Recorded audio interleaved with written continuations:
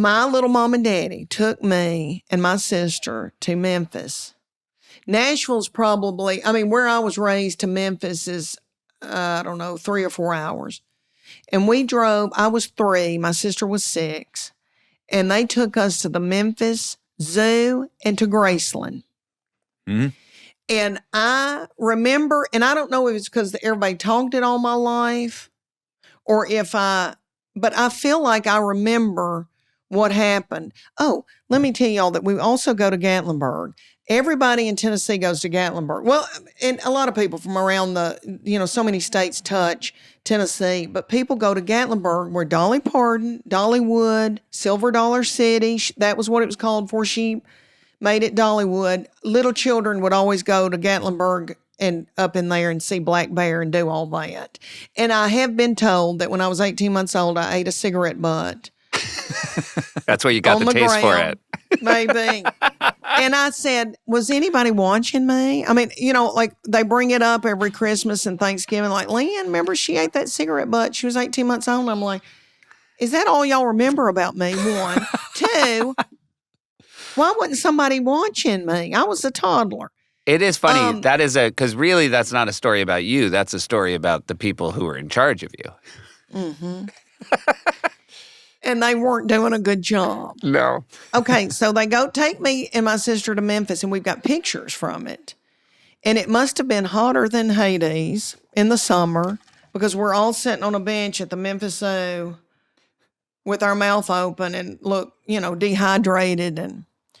But we went to the Memphis Zoo, and I am 59 years old, so this would have been in 68, 69.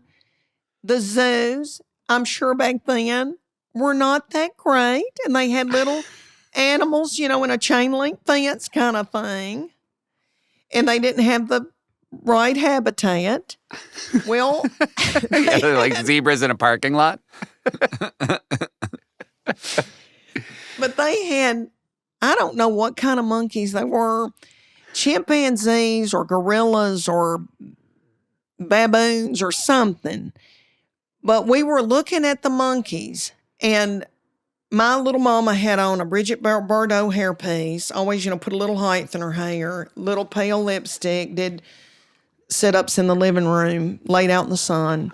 And my little daddy, thin and worked like a mule, worried about, making a living. And you can all see that in this picture. And Mama's got this, But anyway, then we go into the monkeys, and they start like digging in their butt. And we're all like, and I've heard this story too, but I feel like I can remember the horror and everybody yelling and it being like, I was a baby, but I was like, oh my God. Okay, so they dug in their butt and then started throwing their doo-doo at us through these. Because it wasn't a big glass thing. Like Knoxville has a beautiful zoo, and you cannot get to the chimpanzee. They would kill you and rip your throat out, rip your digits off. Yeah, they do. They go right for the digits. They go right for the digits. They do. Have y'all watched that Chimp Crazy on HBO? No, but anytime there's a chimp attack story in the news, I read every single article I can find about it. I feel like I click away as fast as I can. I can't. I'm telling you, even. boys. Okay, listen to me. Y'all got to watch Chimp Crazy. Y'all will die. It's a woman named Tanya with shorts on. She's kind of got a cute figure. She's very bizarre. She's got this thing for chimps.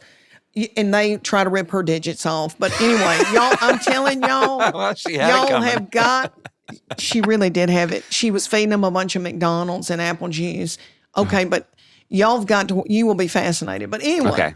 So the doo-doo, they're throwing the doo-doo, and I remember my mama going, run, Jim, and Daddy picking up Beth, Mama picking up me, and we're all running. I remember that panic. And I don't know what happened after that. But then they took us over to Graceland, and little Vernon, Elvis's daddy came out, and y'all seen all your life those big music notes in the gate. The gate was closed. Little Vernon walks out, comes through the gate, and I remember it.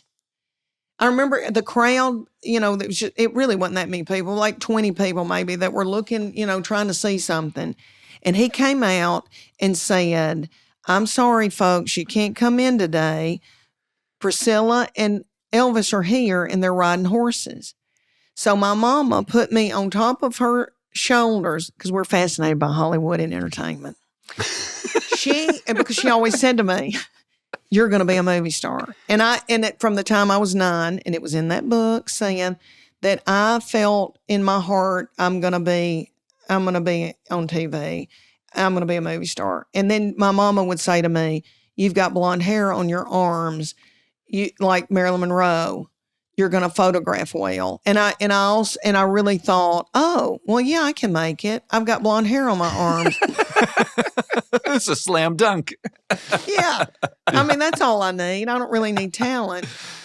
So, what in the world was I saying? Oh, you were saying Vernon put on your Vernon shoulders. walks out and says there, and so my mama puts me on top of her shoulders, and I remember seeing that coal black hair, Elvis's pompadour, or Priscilla. She had a pompadour too. I saw their little heads bobbing on horses, which has always been our family's claim to fame.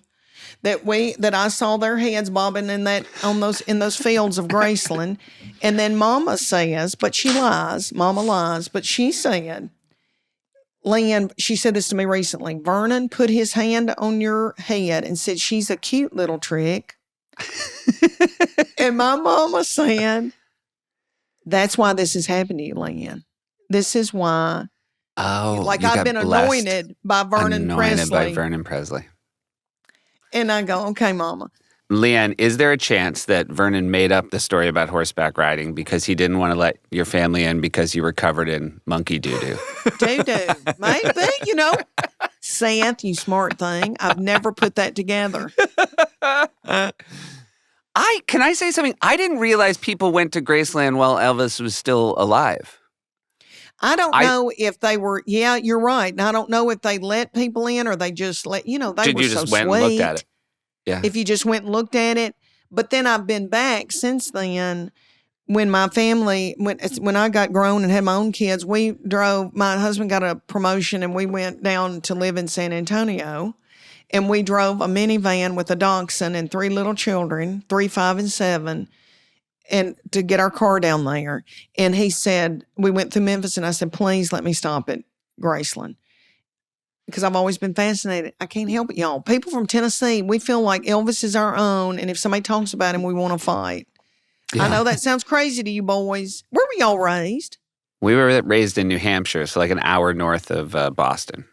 Okay, so y'all don't have that fascination with Elvis like we do. It would be a lot. You'd have to say a lot about Elvis for me to want to get in a fight about it. Yeah. I will say this. I share a birthday with Elvis. That's right. And I've been to Graceland. So, but he's yours. I'm not going to say I got more going for Elvis, but I'm not anti. Okay. Yeah. Good. I had Riley Keough, Lisa's daughter, on my show recently. And she told a fascinating story, which is they used to stay and like that would be where they would stay, Graceland, while there were active tours. And so if you didn't get out of the house by the time the tour started, you would be stuck upstairs, which I was fascinated. That was when she was a kid. Oh, my God. Isn't that fascinating? It just... As a tourist site, I feel like there's a lot of weird things going on with Graceland. It is. I expected it to be bigger. The property's big, but the house itself is not like I just sort of always imagined this like huge thing, but it's like it's a nice house. But it's modestly sized from what really is. My imagination was. It is. And they kept a lot of that carpet. Yeah, and on the walls. When I went through there with my little children, somebody said something like, "We even found his toenail in this shag carpet," and I was like, I'm an Elvis fan, but I don't need to know that. That's like a CSI episode. That's not a tour.